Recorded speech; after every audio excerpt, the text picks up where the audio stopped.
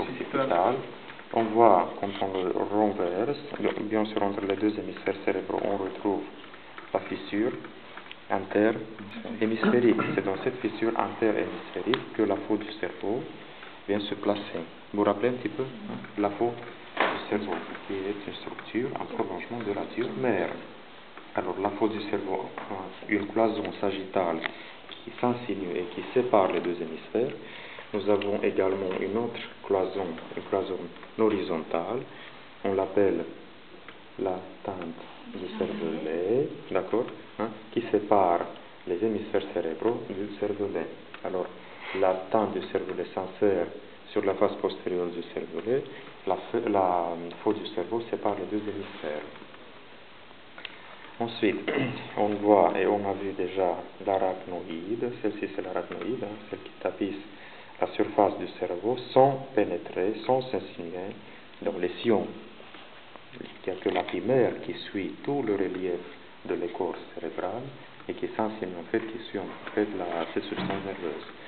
Voilà, sur la face supérieure de l'arachnoïde, on regarde du sinus sagittal supérieur, on retrouve les granulations de Pacchioni, qui sert à la résorption, à la récirculation du liquide céphalo-rachidien. Maintenant, on renverse le cerveau et on voit sur la base du cerveau, en avant, on a le pôle frontal avec les lobes frontaux, le lobe frontal, le lobe temporal et en arrière, on a le lobe occipital. Bien sûr, à ce niveau, on retrouve également le cervelet. Il n'y a pas que le cervelet, il y a également le tronc cérébral. Maintenant, le cervelet et le tronc cérébral sont placés dans la fosse crânienne postérieure, Elles sont alors délimitées par la tente du cervelet. D'accord? L'hémisphère, le cervelet et le tronc cérébral se situent alors dans l'étage infratentoriel. C'est comme ça qu'on l'appelle, l'étage infratentoriel, sous la tente du cervelet. Les deux hémisphères cérébraux se trouvent dans l'étage supratentoriel. Alors, la division de la boîte crânienne, pas seulement selon les fosses cérébrales antérieures, moyennes, postérieures, mais on a également une division réalisée par cette tente du cervelet en étage supratentoriel et étage infratentoriel. Alors, dans l'étage infratentoriel, on retrouve le cervelet et le tronc cérébral. De ce côté, vous avez les deux organes séparés. On a séparé le cervelet du tronc cérébral. Une fois, ces deux organes étaient collés comme ça. D'accord? Et vous voyez, ces deux organes qui sont reliés, elles sont en fait accrochées aux hémisphères cérébraux par l'intermédiaire de ces deux pédoncules cérébraux. Si je vais avec un bistouri, et si je sectionne ces deux pédoncules cérébraux, je peux séparer ces organes. Ça veut dire que le tronc cérébral et le cervelet sont accrochés aux hémisphères seulement par ces deux paires de pédoncules cérébraux. Le cervelet, il est pas accroché directement, il est accroché via le tronc. Tout à fait. On a le cervelet est accroché à la face postérieure du tronc cérébral. Chacune de ces trois parties du tronc cérébral présente une paire de pédoncules cérébelleux inférieur, moyen et supérieur qui accroche le cervelet au tronc cérébral ou le tronc cérébral au cervelet. Ça veut dire, vous avez très bien remarqué, il n'y a que le tronc cérébral qui est accroché aux hémisphères, parce qu'en fait le cervelet s'accroche sur le tronc. Donc c'est une petite nuance, mais c'est comme ça. Alors n'oubliez pas, cet ensemble, ces deux organes sont accrochés aux hémisphères seulement par les pédoncules cérébraux. Si on sectionne les pédoncules cérébraux, on détache les deux parties de l'encéphale. Ces pédoncules sont composés de tissus nerveux ou seulement de tissus conjonctifs? Il y a de la substance blanche. Dans le système nerveux, on retrouve surtout de la substance nerveuse. La composante conjonctive est extrêmement réduite. Elle est représentée surtout par la pimère. Voilà.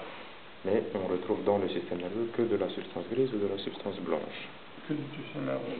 Que du tissu nerveux pratiquement, tout à fait. Voilà, alors on s'occupe maintenant, voilà, c'est cet ensemble qui est formé par le cervelet et le tronc cérébral. si on sectionne les 3 paires de pédoncules cérébelleux, on arrive à détacher les 2 organes, le cervelet du tronc cérébral. Et à ce moment, on peut identifier, on peut voir, ça ressemble un petit peu à ce qu'on a ici, n'est-ce pas? On peut identifier les phases du tronc cérébral. Et on s'occupe pour l'instant de ce tronc cérébral. Notez s'il vous plaît que cette face, celle-ci, représente la face antérieure du tronc cérébral. N'oubliez pas la position du cerveau, c'est celle-ci. Alors, ce qu'on voit ici représente en fait la face antérieure du tronc cérébral. Ça veut dire que le cervelet est accroché sur sa face postérieure. D'accord? Ok, on a détaché le cervelet et voyons déjà qu'est-ce qu'on peut décrire par rapport à ce tronc cérébral. On voit bien qu'il est formé, qu'il est représenté par les 3 parties. Tout d'abord, en bas, on a le bulbe rachidien ou la moelle allongée. Ensuite, on a le pont. Et finalement, on a le mésencéphale, le bulbe cérébral. On le décrit sur sa face antérieure toujours, le sillon médian antérieur, celui-là qui prolonge la fissure médiane en fait qu'on trouvait au niveau de la moelle. Sur les côtés de ce sillon, on voit les 2 pyramides bulbaires par où passent les faisceaux pyramidaux. Les 2 pyramides bulbaires. Plus latéralement, on voit la présence des 2 olives bulbaires, ou les 2 olives inférieures, les olives bulbaires. Ces 2 olives bulbaires sont bordées par les 2 sillons, le sillon pré-olivaire et le sillon rétro-olivaire. Et ces 2 sillons, en fait, proviennent du même sillon collatéral antérieur qui existait au niveau de la moelle. Les 2 sillons. Si on va encore en arrière, on retrouve les 2 pédoncules cérébelleux inférieurs qui relient la moelle allongée au cervelet, les pédoncules cérébelleux inférieurs.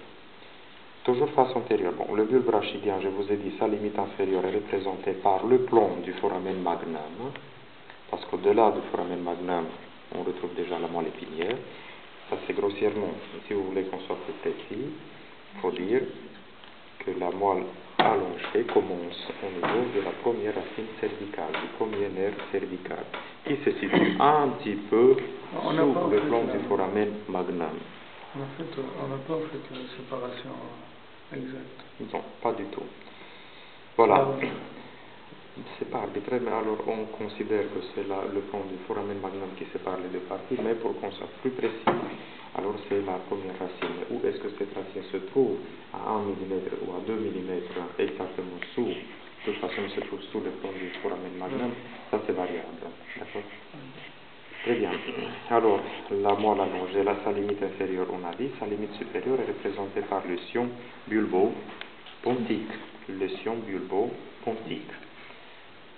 Au niveau de ce sillon médian antérieur, on retrouve, peut-être vous pouvez voir, une petite dépression qui est appelée le foramen cecum. Il existe également. Ce n'est pas le même foramen cecum qu'on avait au niveau du crâne, c'est clair, mais